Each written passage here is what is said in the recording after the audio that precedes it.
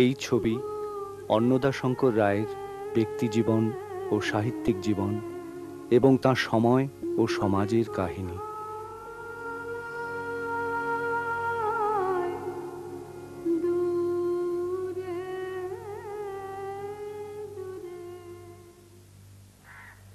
আমার পঞ্চসপ্ততি পূর্তির পর আমার এক বন্ধু আমাকে বলেন, এইবার আপনি একবার সিংহাবলোকন করুন, অর্থাৎ আত্মজীবনী লিখুন। সিংহাবলোকন কথাটা আমার অজানা ছিল না, কিন্তু তাৎপর্য কি তা আমি তখনও ভেবে দেখিনি।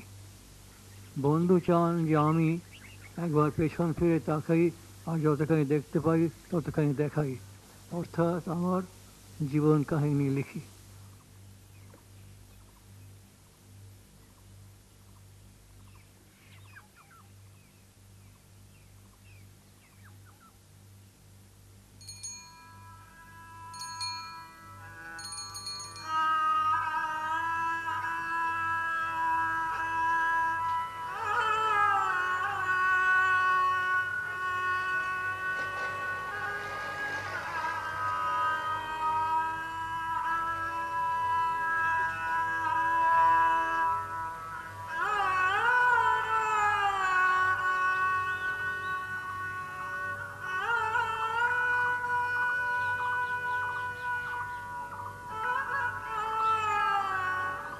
উনিশশো চার 15ই মার্চ দেশীয় রাজ্য ঢেনকানলের রাজধানী নিজগড়ে অন্নদাশঙ্করের জন্ম একটি শাক্ত পরিবারে। পরে যাঁরা বৈষ্ণব ভাবাপন্ন হন।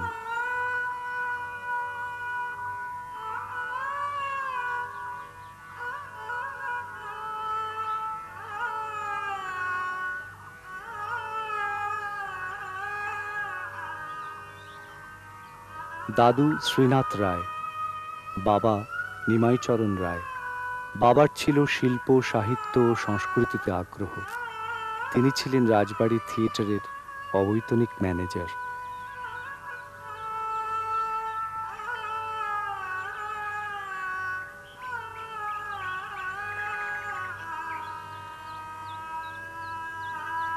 ছেলেবেলায় পাঠ্যপুস্তকের চেয়ে বাইরের বইয়ের দিকেই অন্নদাশঙ্করের মন ছিল বেশি, যা নিয়ে গড়ে উঠতে থাকে তার নিজস্ব পৃথিবী। পাশাপাশি চলতে থাকে আনুষ্ঠানিক শিক্ষা। স্কুলের শিক্ষকরা তার মধ্যে জাগিয়ে তোলেন পাঠস্পৃহা, সাহিত্যের রুচি, উচ্চাভিলাষের প্রবণতা। ম্যাট্রিক পরীক্ষায় জলপানি পেয়ে উত্তীর্ণ হন তিনি। এরপর কটকের রেভেনশা কলেজ। সেখানে তিনি পান জ্ঞানী গুণী অধ্যাপকদের সান্নিধ্য।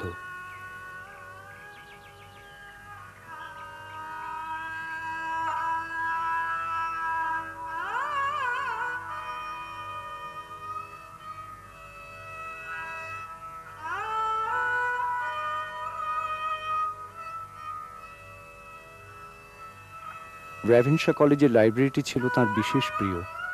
তার অনেক সময় কেটেছে এইখানে।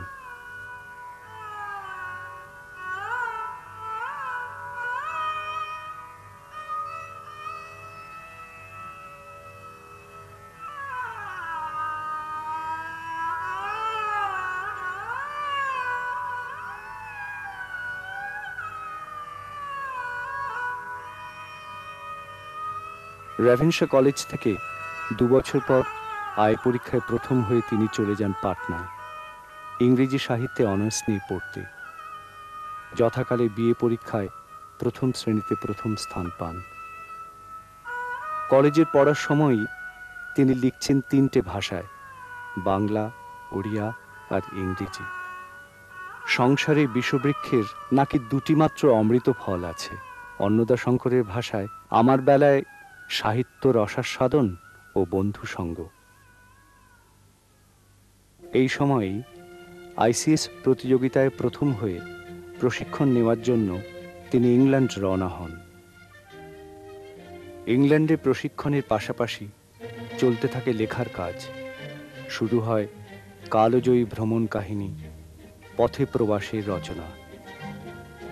অবসরে ও অবকাশে ভ্রমণ করেন তিনি ইউরোপের বিভিন্ন দেশ।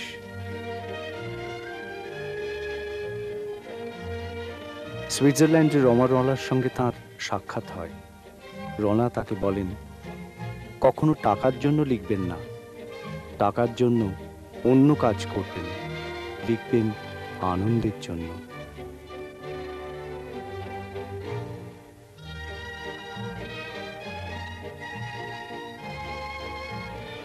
প্রশিক্ষণ শেষ হয়, আসে প্রত্যাবর্তনের সময়। এবার চলেছি ফিরে নিজ দেশে, ভারতের ছায়া তরু তলে।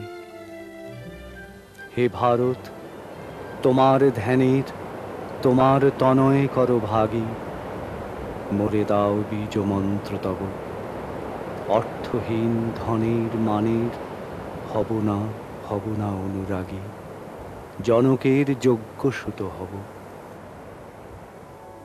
দেশে ফিরে অন্নদাশঙ্কর যোগ দেন শাসন বিভাগে।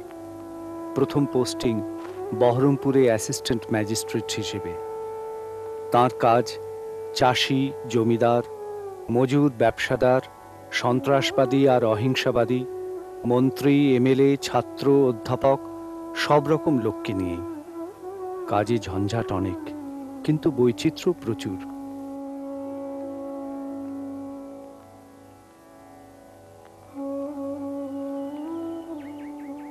চাকরিতে ঢোকার মুখে অন্নদাশঙ্কর সংসারে বিষবৃক্ষের আরও একটি অমৃত ফলের আস্বাদ পেলেন।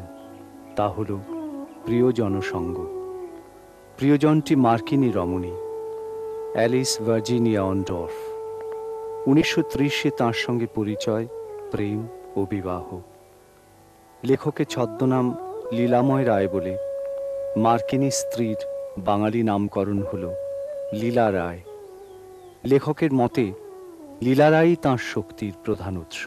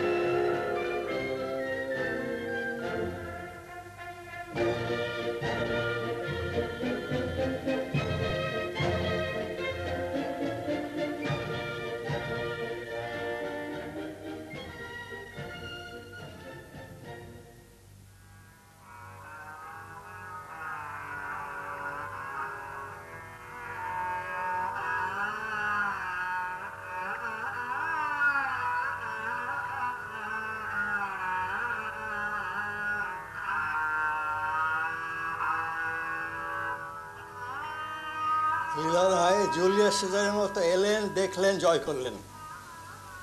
উনি এলেন আমার জীবনে প্রথমে 28 অগস্টে। ওর সঙ্গে ভালোবাসা হলো 6 অক্টোবর, বিয়ে হয়ে গেল 23 অক্টোবর। এই কয়েকদিন আগে আমরা বিয়ের 61 বছর পূর্ণ করেছি। তা উনি আমার জীবনে এলো এমন এক সময় যখন ওর জন্য আমার বিশেষ প্রয়োজন ছিল। আমি একটা নভেল আরম্ভ করে দিয়েছিলাম, 5 খণ্ডের নভেল। তার পটভূমি হচ্ছে বিদেশ, ইংল্যান্ড, ইউরোপ। এখন অনেক এত দূর থেকে সব কথা আমার মনে ছিল না, অনেক জায়গায় ভুল হয়ে যেতে পারতো, বিশেষ করে প্রথা। সেই জন্য আমার দরকার ছিল অনেক জনের যাকে আমি পদে পদে কনসাল্ট করতে পারবো, যাতে পরামর্শ নিতে পারবো। তো তিনি আর কি হতে পারেন? তিনি হতে পারেন আমার স্ত্রী। স্ত্রী কোথায় পাচ্ছি? তখন এরা এলেন, আমার স্ত্রী হলেন, এবং তার সঙ্গে পরামর্শ করে বই লেখার কাজ চলল। এবং সেরকম পরামর্শ চললো 12 বছর ধরে। বইটা শেষ করতে 12 বছর লাগলো, 6 খণ্ডে। কাজে বলা যেতে পারে সত্য যে আমি লিখেছি, এতে অনেকখানি রয়েছে ওর সাহায্য, ওর প্রেরণা।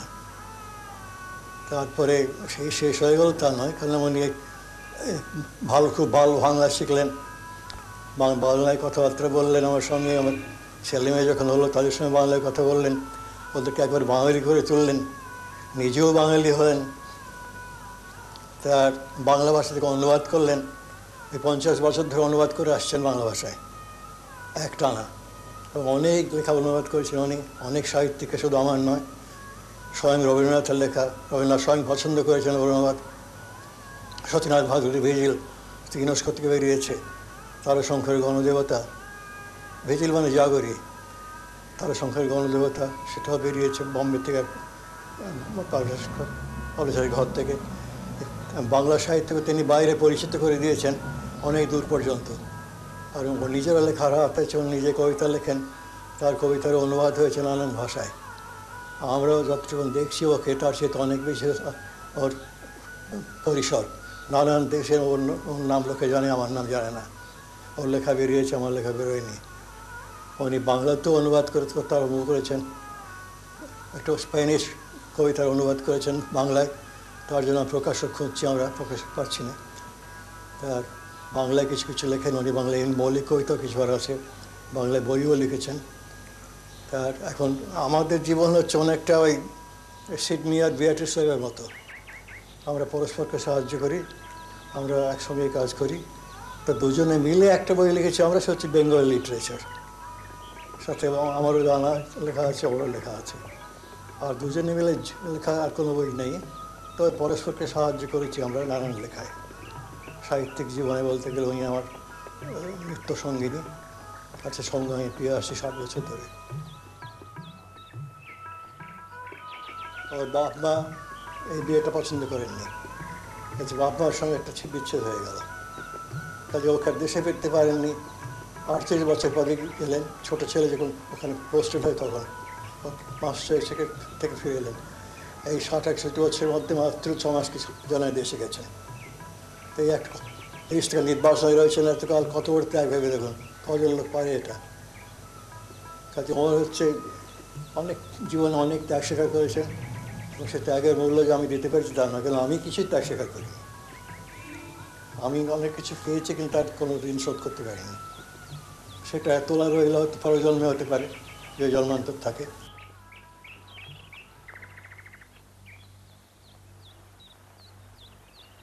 So I first heard about him in London from Dr. Bhavani Bhattacharya, who was his friend. Bhavani and has studied with him in Patna University. Both of them were young Bengali writers and had in front of them the careers which were open to Bengali writers in those days. Bhavani aspired to fame in English, and he had chosen to his career as an English writer, whereas he chose Bengali. He had no desire for fame on the international scale or in English, or fame as such. What he wanted was to bring to his own people in Bengali, in their own language, the inspiration that was sweeping intellectual circles in Europe and to some extent in America in those days, that was very deeply inspiring and personified for many of us in Romain Rolland, the French writer and musician, who also knew Tagore and Gandhi, had written about them.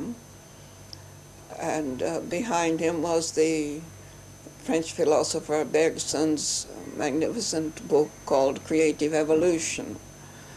It was a very inspiring time in the history of the world all over, and then great things were taking place in the world of creative arts, creativity, not performing so much.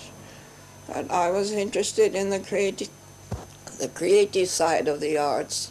I was trained as a performing artist and have played as a musician in public and so forth and so on, as all virtuosi do, but I was more interested in the creative side and the changes that were coming. Musicians everywhere were looking to India and Indian ragas for material and openings in their creative work. But at that time, nothing was known about it in English. There was no material available at all So I had come to England trying to find leads and what was possible to be able to understand. It was a time of Stravinsky and Scriabin and other great European composers in music. Roland was, as a musician, I was trained as a Beethoven and Bach and Mozart player mostly. Of the moderns, I played Liszt and Chopin, of course.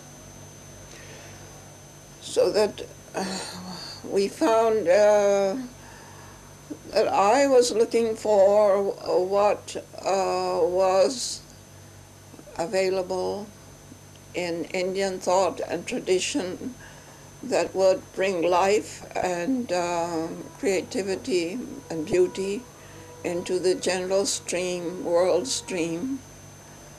And that seemed to be what he too was looking for. Whereas his friend Bhavani was leaving India, he was looking mostly to the West. And he wanted fame and all the attendant conveniences.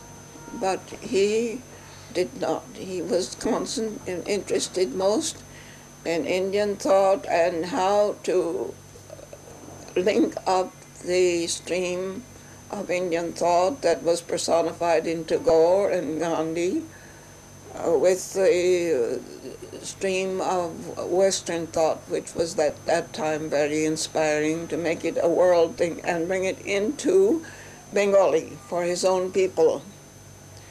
He was not concerned with recognition or fame or advantages, and throughout his life he never has had any temptation to negotiate for position or fame or material advantage. He has been concerned with what he's creating, what he's doing, his creative artistry. And through Bhavani, he introduced me to him, and letters, an exchange of letters followed. And Bhavani asked him that, thought that I wanted to come to India in pursuit of what I was looking for. And he asked him to look after me.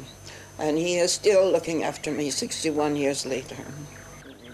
If the creative instinct is strong in a person, there's no such thing as inspiration. It's part of your life. You, just as you breathe or you eat or you sleep, you're always creating. I mean, the inspiration implies something that comes from outside or something and you feel elated or something. But I have never felt that, and I don't think he has ever felt that, because it's going as a continual process, always something going on. Quite independent of, of us many times. It goes on. A single characteristic which has most distinguished him, perhaps, is his intense concentration on what he required for his creative activity, and to the exclusion of many interests which other people regard as normal. He has no nesha, no spices, no drinking, no cards, nothing. Intensely concentrated on his work. He kept his official work and his work as a writer strictly separate, and throughout his official career he wrote early in the morning, but not during office hours and not late at night. And all other activity was cut out.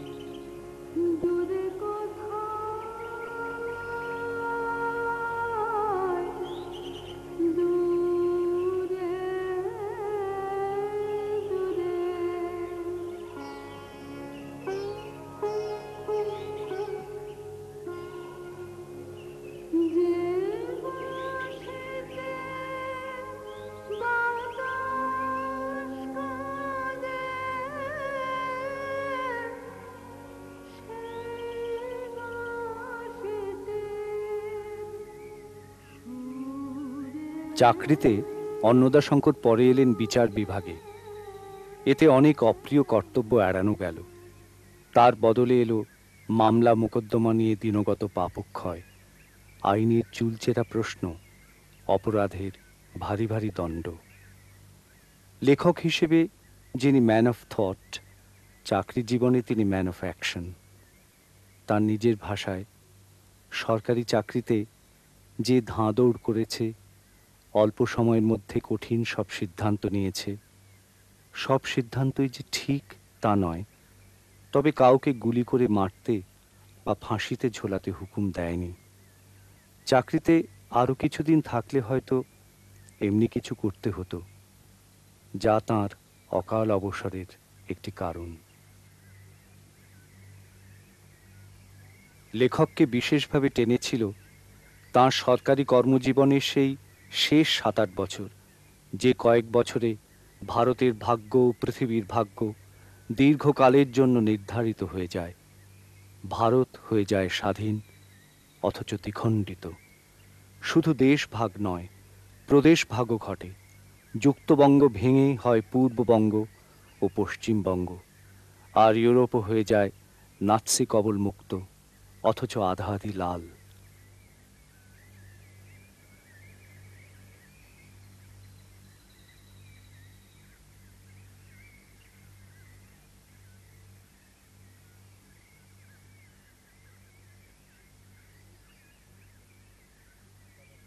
প্রদেশভাগের ফলস্বরূপ মুর্শিদাবাদ জেলায় সাম্প্রদায়িক সমস্যা ঘটে। পদ্মার ওপার থেকে যত হিন্দু চলে এসেছে, তার বদলে সমসংখ্যক মুসলমানকে এপার থেকে পূর্ববঙ্গে চালান করার ষড়যন্ত্র হয়। মুর্শিদাবাদের জেলা প্রধান হিসেবে অন্নদাশঙ্কর বাংলার স্বরাষ্ট্রমন্ত্রীকে দৃপ্ত উত্তর দিলেন, নো মিনিস্টার। এটা তাঁর অকাল অবসরের দ্বিতীয় কারণ। সাহিত্য সৃষ্টি ও রাজকর্ম এতদিন দুদিকে মোমবাতি পোড়ানোর ফলে তাঁর আয়ুক্ষয় হচ্ছিল, আর বেশি দিন এভাবে চলত না। ফলে 21 বছর চাকরির পর তিনি অবশেষে রাজকর্ম ছেড়ে দেন। 21 বছরে 21 বার বদলি, তার মধ্যে 3 বছর কলকাতায়, 9 বছর পূর্ববঙ্গে ও 9 বছর পশ্চিমবঙ্গে, তেমনি 9 বছর শাসন বিভাগে ও 9 বছর বিচার বিভাগে। অদ্ভুত সমাপতন।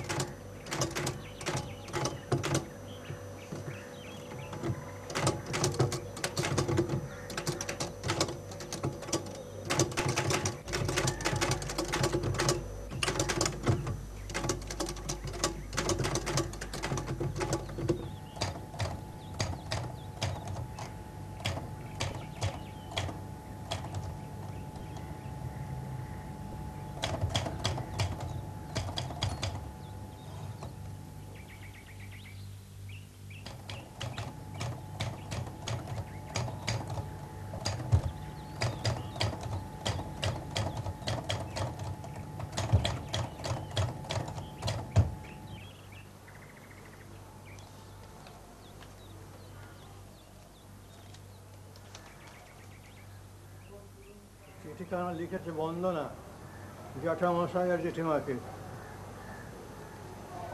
বন্দনা এখন কোথায় আছে? বন্দনা এখন চিঠিখানা লিখেছে ভুবনেশ্বর থেকে।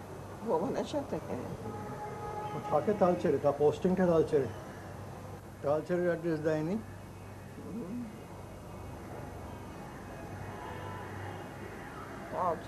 অনুগুল। তোমার বাবা কি অনুগুলে গিয়েছিলেন? আমার বাবা অনুগুলে গিয়েছিলেন। অনুগুলে গিয়েছিলেন? আমার ধারণা ছিল অনুগুলটা ব্রিটিশ টেরিটরি ছিল। ব্রিটিশ ওটা ছিল তো ব্রিটিশ টেরিটরি, কটকের মতো একটা জেলা ছিল, ছোট একটা জেলা। বালেশ্বর থেকে যখন অনুগুলে গিয়েছিলেন, প্রথম পোস্টিং অনুগুলে। সেখানে পড়াশোনার সুবিধা ছিল না, হাই স্কুল ছিল না, সেই জন্য সেই জন্য তো ঢেঙ্কানায় চলে এলেন। ঢেঙ্কানাটা তখনও গভর্নমেন্টের পোর্ট ফোর্সের আন্ডারে ছিল, তারপরে রাজার আন্ডারে যায়, রাজাও সঙ্গে মনে মনে হয় থেকে যান। তো ওনগুলো থাকলে ওর সুবিধা হতো, গভর্নমেন্ট সার্ভিসে মাইনে বেশি, পেনশন বেশি, উনি স্যাক্রিফাইস করলেন ভাইদের জন্য। ওই স্কুলের জন্য মানে ছেড়ে দিলেন স্কুলের জন্য, ভাইয়েরা পড়বে ওখানে, কিন্তু যদি থাকেন অনগুলে ওখান থেকে ট্রান্সফার হলেন কটকে, আরও বড় পোস্টে যেতেন, আর বেশি পেনশন পেতেন। ক্যারিয়ারটা স্যাক্রিফাইস করলেন ভাইদের জন্য। ছেলেমেয়েরা কোথায় পড়ছে? ভুবনেশ্বরে।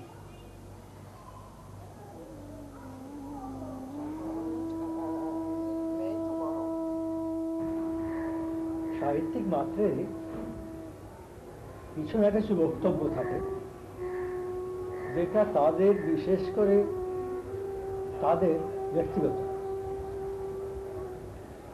অর্থাৎ আমার বক্তব্য ঠিক রবীন্দ্রনাথের মতো নয়, কিংবা শরৎচন্দ্রের মতো নয়, কিংবা বিভূতিভূষণের মতো নয়, কিংবা আকরের মতো নয়, এটা সম্পূর্ণ আমারই। আমার বক্তব্য কি তা আমি নিজেও কি ভালো করে জানতাম, সেটা একটু একটু করে জানতে পেরেছি। পদে পদে ধাপে ধাপে এগোতে এগোতে মোটামুটি বুঝতে পেরেছি যে আমি কি বলতে চেয়েছিলাম, কি বলতে পেরেছি, এবং কি বলার কথা ভাবছি, বলবো বলে হাতে রেখেছি। অন্নদাশঙ্করের সাহিত্য চেতনা আবাল্য দুই মহান সাহিত্য প্রবাহে লালিত।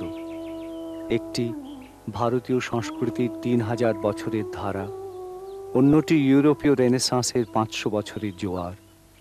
তাঁর সৃষ্টিতে এই দুই ধারার অনবদ্য সমন্বয় ঘটেছে।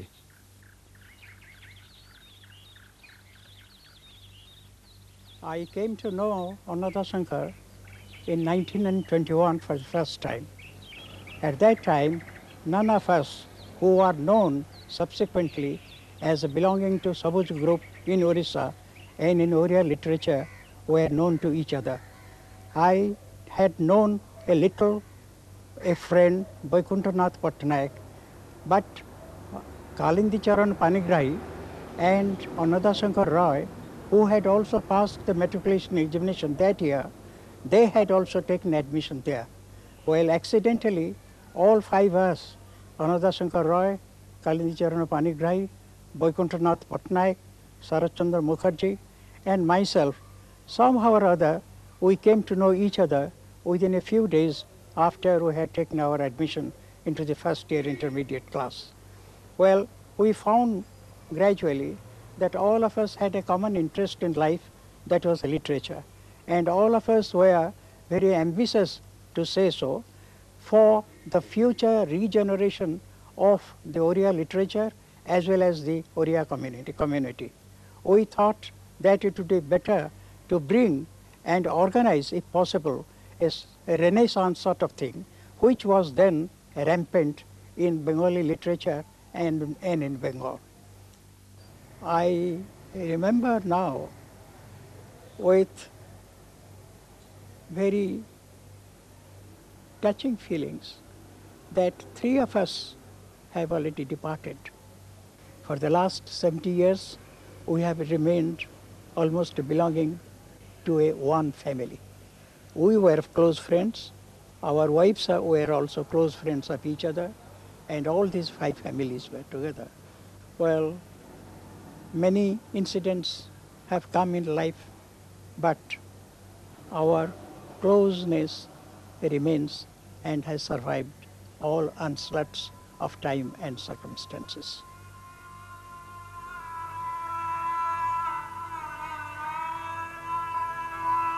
বাংলা রচনায় তিনি সবুজপত্রের দ্বারা প্রভাবিত হয়েছিলেন। সবুজপত্রের ভাবে ও ভাষাতেও ছিল নতুনত্ব। বাংলাতে কথ্য ও চলতি রীতিকে সাহিত্যের সারস্বত বাকরীতির মর্যাদা ও প্রতিষ্ঠা দিয়েছিল এই সবুজপত্র। তার প্রতিষ্ঠাতা প্রমথ চৌধুরীর মন্ত্রশিষ্য হলেন অন্নদাশঙ্কর।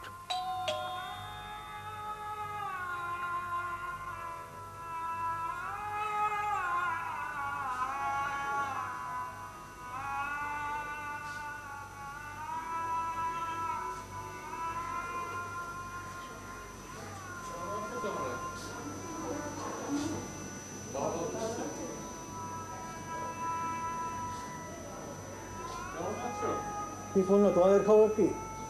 আমরা তো ভালোই আছি। তোমরা কবে শান্তি আমরা যাচ্ছি রবিবার সঙ্গে 3-4 দিন থাকবো। কোথায় উঠবে? দেখি যদি আমাদের নিজের বাড়িতে জায়গা পাই তো উঠবো, যদি না পাই তো পছন্দ করতে পারেন কোনো জায়গায়। খোলা আছে কি? বললেই খুলে দেবে, এখন চেনা জানা লোক রয়েছে ওখানে।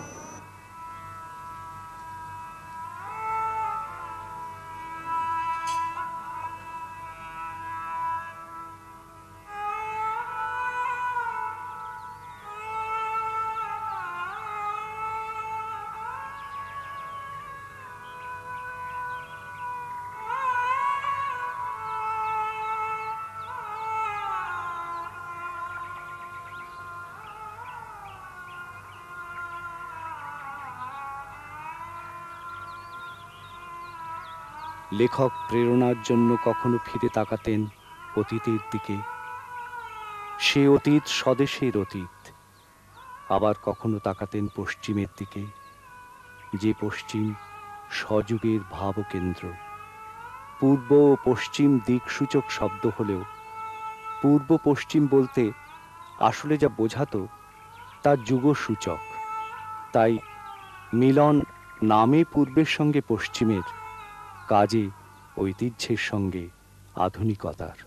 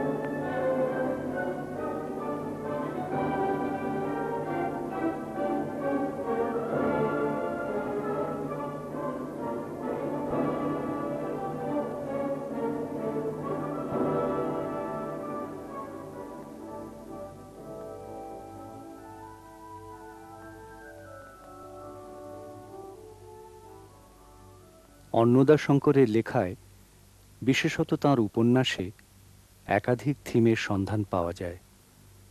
যেমন তাঁর একটি প্রধান থিম হল সত্য কি। সেই এক্সপেরিমেন্ট উইথ ট্রুথ নিয়ে সত্যাসত্য উপন্যাসমালা, সত্যের অন্বেষণের কাহিনী।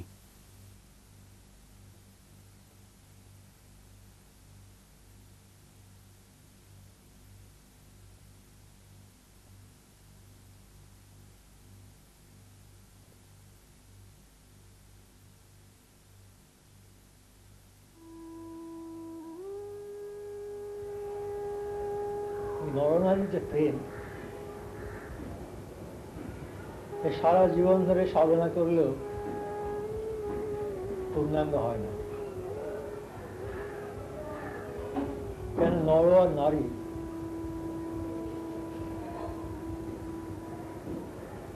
কেবলমাত্র মানব মালিক নয়,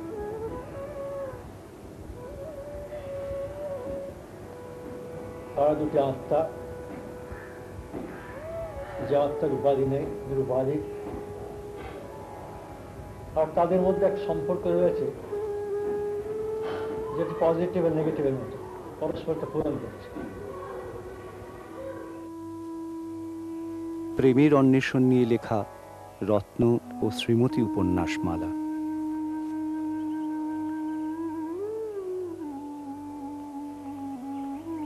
লেখকের আরও একটি অন্বেষণ আছে, সৌন্দর্যের, রসের।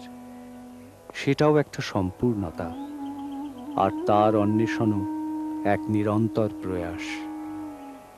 লেখক সুন্দরকে অনুসরণ করে করে যাচ্ছেন, কিন্তু সে তাকে ধরা দিচ্ছে না, এড়িয়ে এড়িয়ে যাচ্ছে। লেখক চলেছেন সেই পলায়মানা সৌন্দর্য দেবীর অন্বেষণে। সৌন্দর্য, বিশুদ্ধ সৌন্দর্য চিন্তা, এটা কিন্তু ঠিক মনের মতো হচ্ছে না। কাজে আরো একটা বই লেখার দরকার হতে পারে, book of love R book of ট্রুথের মতো বুক অফ বিউটি।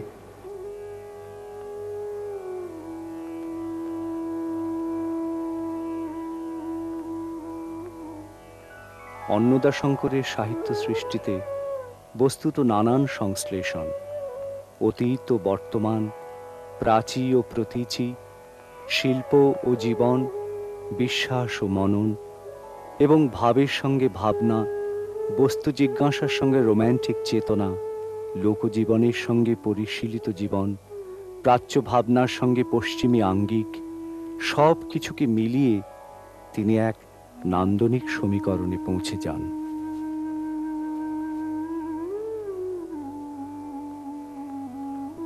সত্য, প্রেম, সৌন্দর্য এছাড়াও আর একটা থিম বহুদিন ধরে লেখককে নাড়া দিয়েছে, তা হলো রিনিউয়াল।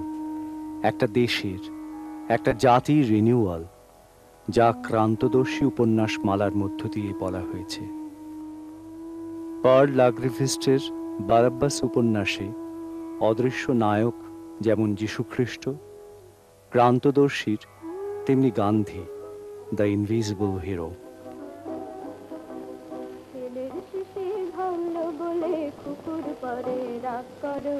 তোমরা যে সব বুড়ো খোকা ভারত ভেঙে ভাগ করো, তার বেলা তার বেলা তার বেলা। ছড়া লিখতে রবীন্দ্রনাথ আমাকে বলেছিলেন, আমি লিখছি, ছড়া লিখছি, তুমি ছড়া লেখো। আমি বলি, গুরুদেব আমি ছড়া লিখতে পারবো না, আমি জানি না ছড়া লিখতে। তার ছড়া জিনিসটা ঠিক সাধারণ পদ্য নয়, একটা মস্করে ভুল। পদ্য লিখে বলা হয় থেকে ছড়া, ঠিক নয়। ছড়া বহুকাল আগে থেকে লেখা, ছড়া ঠিক লেখা হয় না, মুখে মুখে পড়ানো হয়।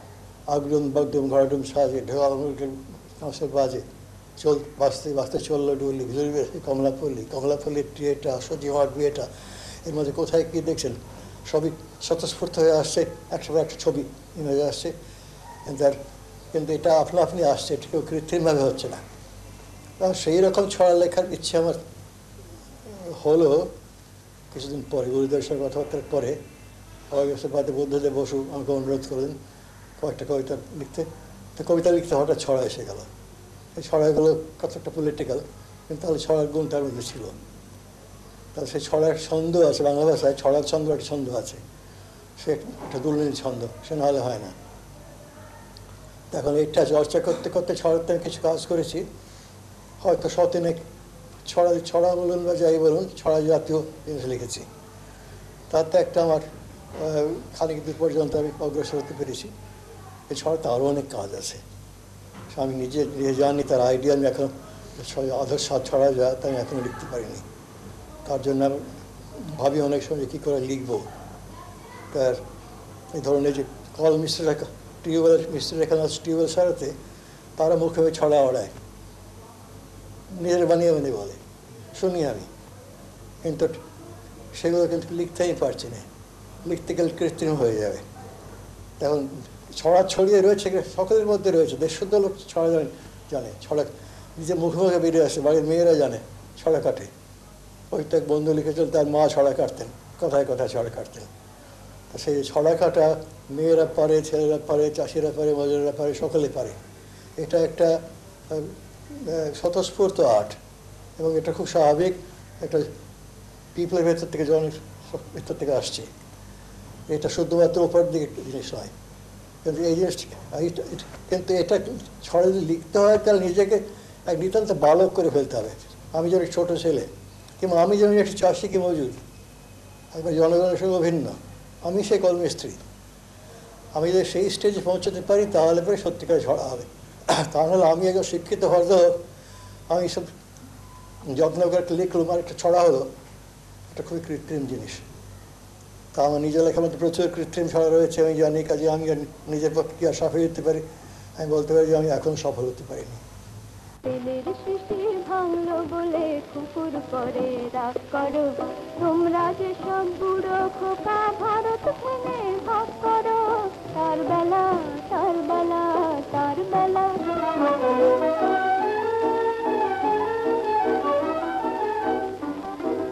ভাঙছ প্রদেশ ভাঙছ জেলা, জমি জমা ঘর বাড়ি, ভাঙছ প্রদেশ ভাঙছ জেলা, জমি জমা ঘর বাড়ি, পাটের আড়ত ধানের গোলা, কারখানায় আজের গাড়ি, তার বেলা তার বেলা তার বেলা।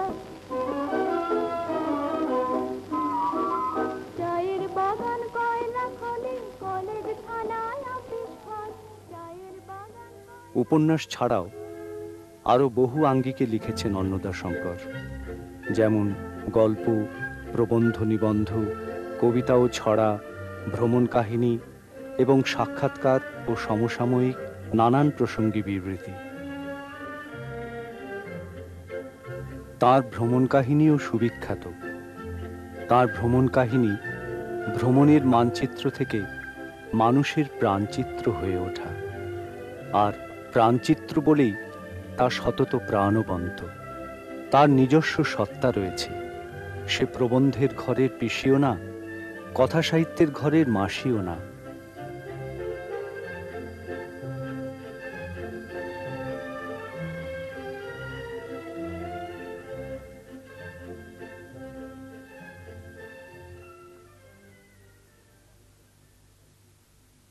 অন্নদাশঙ্কর তাই বুদ্ধিজীবীর চেয়ে বড়, হৃদয়জীবী। তাঁর গদ্য মিস্টিক বুদ্ধিজীবীর গদ্য, মননশীল বিশ্বাসের রচনা, বিদেশে যার সুন্দর তুলনা Bertrand Rasel.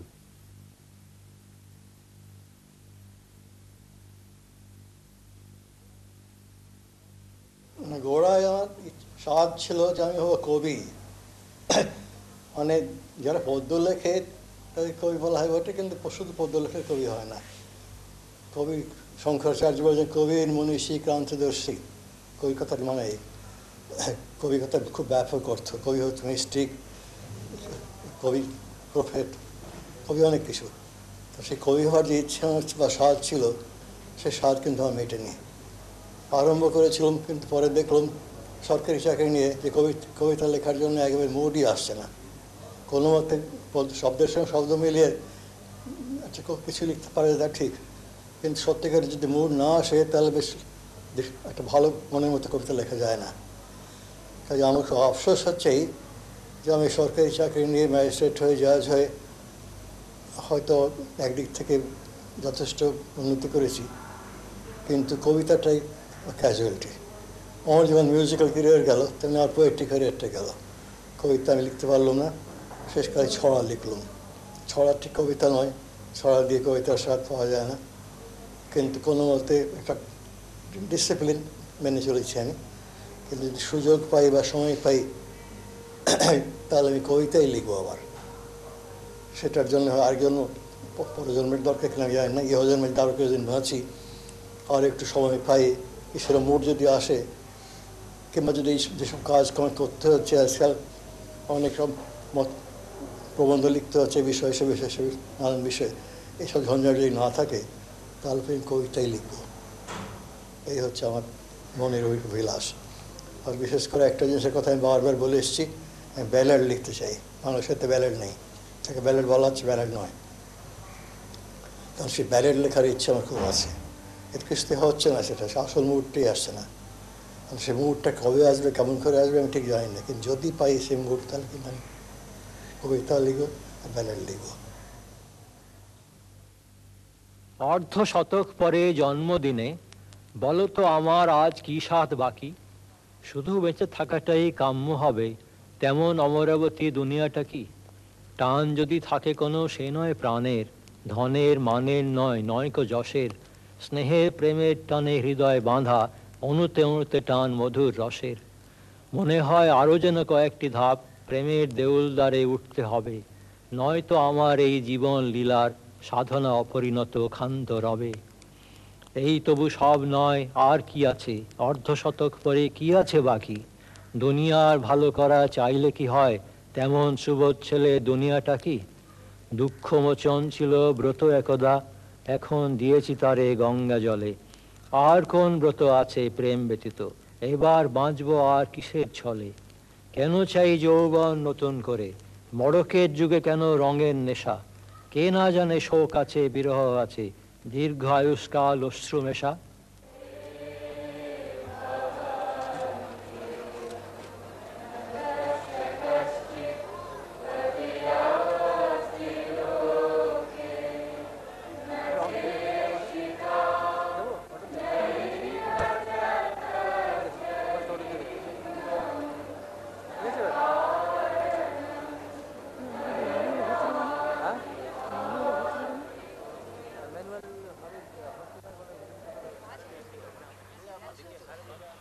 Mr. Rector, Mr. Vice Chancellor, ladies and gentlemen, namaskar to you all.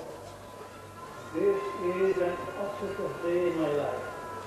I deeply appreciate the honor of addressing you at this convocation as one of the last surviving members of the Vishnuvar Society. লেখকের কথায়, যদিও আমার প্রধান কাজ সৃষ্টি, সৃষ্টি করি আর একটুর পর একটু মুক্ত হই, তবু আমাকে কখনো কখনো সৃষ্টির কাজ সরিয়ে রেখে দেশের ও কালের ভাবনার ভাগ নিতে ও দিতে হয়, নইলে আমি হব পলায়নবাদী।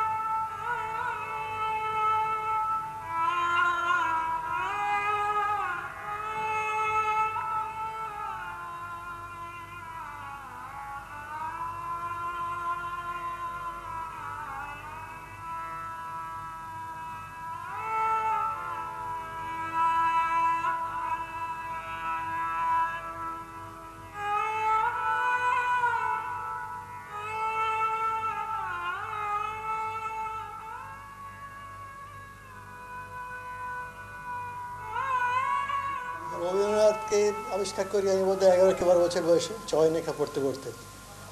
যে কবিতা পড়লাম আমি, একটা মিষ্টিক ভাবের কবিতা, সেই করতে করতে আমি খুব রবীন্দ্রনাথের ভক্ত হয়ে পড়লাম। রবীন্দ্রনাথের কাছ থেকে লেখক পেয়েছেন সৌন্দর্যের প্রতি অনুরাগ, বিচিত্রের প্রতি আকর্ষণ। পথে প্রবাসের বহির সৌন্দর্য তাঁর 50 বছর বয়সে এসে অন্তর সৌন্দর্যেও ডুব দেয়। সুন্দর ছেয়ে আছে সকল ভিতে, সুন্দর জেগে আছে সত্তা মূলে, বিশ্বের নির্যাস সুন্দর চেয়ে অন্ধের মতো আমি রয়েছি ভুলে।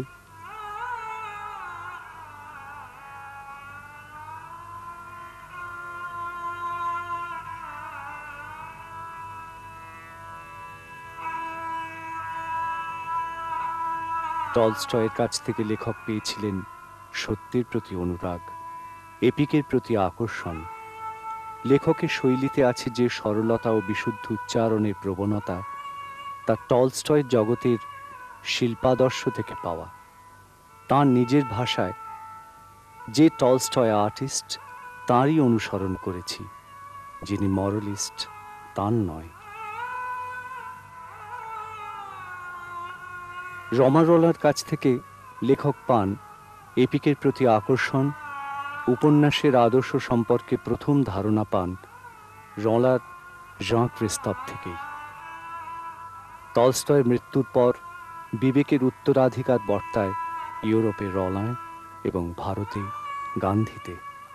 গান্ধীর প্রভাব লেখকের জীবন দর্শনে ও সাহিত্যের মধ্য দিয়ে জনগণের জীবনের শরিক হবার বাসনায়।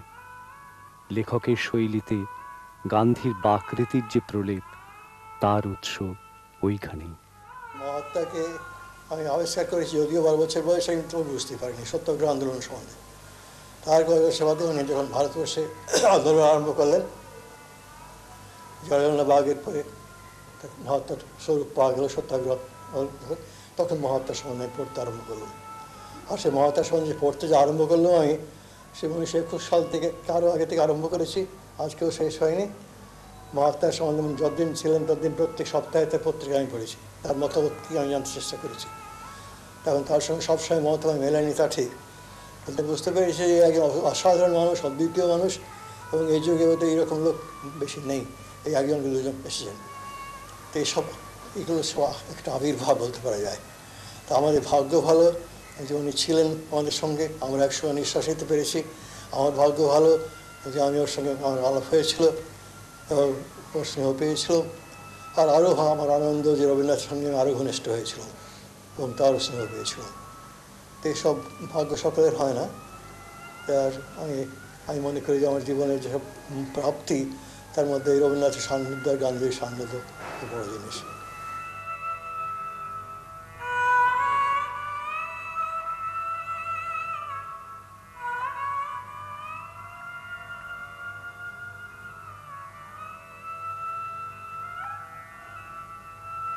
অন্নদাশঙ্কর রবীন্দ্রনাথের চলতি বাকৃতির সাধু প্রভাবকে একদিকে স্নিগ্ধতা ও সরলতায়, অন্যদিকে বিশুদ্ধি ও মননে সঞ্চারিত করে এক আশ্চর্য মেলবন্ধন ঘটান। তাঁর শৈলীর পেছনে যে স্নিগ্ধতা ও সরলতা, তা লোকসাহিত্যেরও উত্তরাধিকার। আর তাঁর শৈলীর পেছনে যে বিশুদ্ধি ও বৈজ্ঞানিকতা, তার কারণ তাঁর মানবিকবাদী মনীষা, যা পাশ্চাত্য ধরনের। সব মিলিয়ে বিশাল তাঁর বিস্তার, গভীর তাঁর অবস্থান।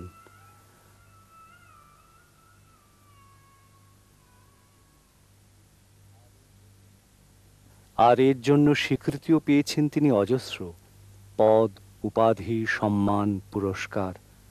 কিন্তু কোনো পুরস্কারই তাঁর পক্ষে যথেষ্ট নয়, কেননা কোনো পুরস্কারই তিনি চান না।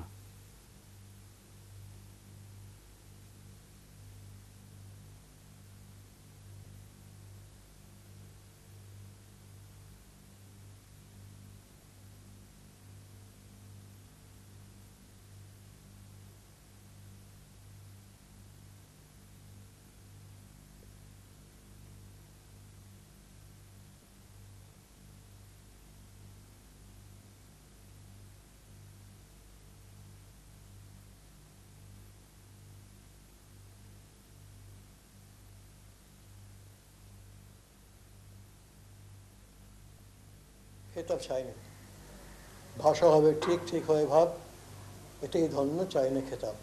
তো খেতাব আমি চাইনি। আমার বড় ভয় ছিল যে একটা খেতাব গভর্নমেন্ট আমাকে দিয়ে দেবে, কিন্তু আমি কেনা হয়ে যাইনি, খসামতি করিনি, কারোর কাছে যাইনি, কিছু করিনি।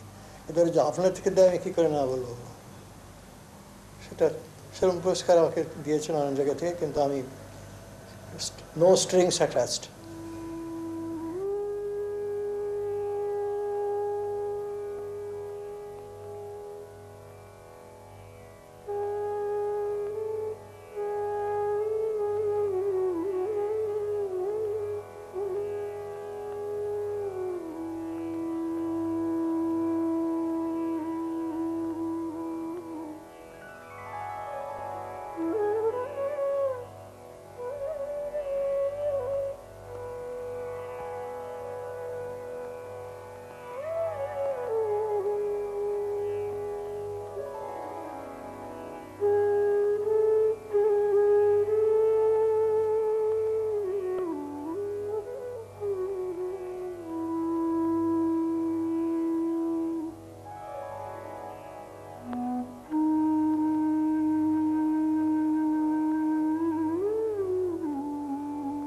বললেম আমি সজল চক্ষে, করুণ রক্ষে করুণ রক্ষে।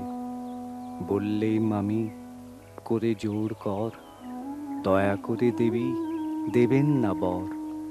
অশেষ করুণা এ জগৎ দেখা, অশেষ করুণা এ সকল লেখা।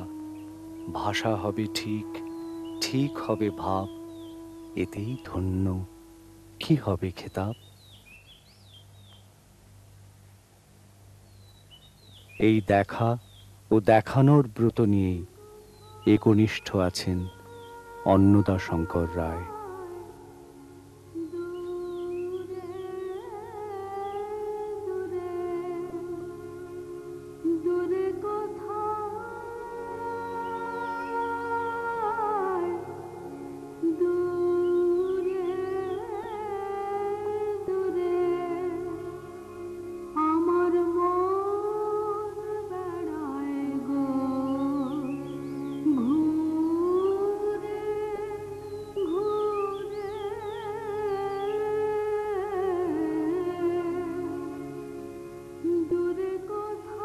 এখনো কিছু দেবার আছে, দিয়ে যেতে পারলে আমি ধন্য।